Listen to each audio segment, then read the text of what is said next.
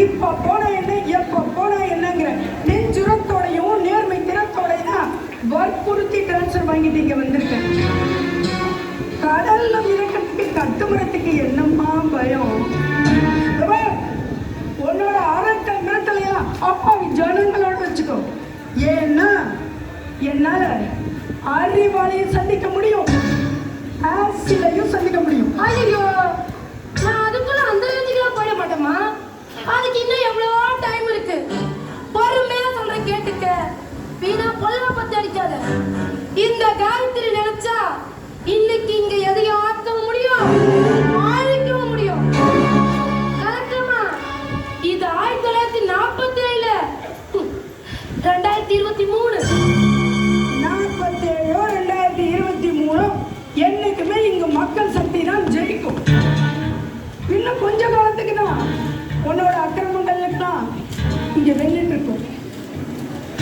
உன்னோட அநியாயத்துக்கெல்லாம் ஊரே விரைவில் பதில் சொல்லும். இன்னைக்குமே மக்கள் சக்தி தான் இங்க வெல்லும்.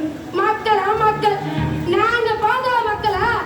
காசு மட்டும் தான் போதும். இங்க கிட்னிய மட்டும் இல்ல, இங்கே வரைக்கும் வாங்கிடலாம்.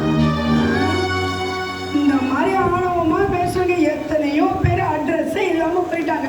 அப்புறம் ஏன் ஆணவப்பட்ட ரணியனை ஆணவமா பேசுனதான் அழிஞ்சு போனதா சரித்திரமே இருக்கு.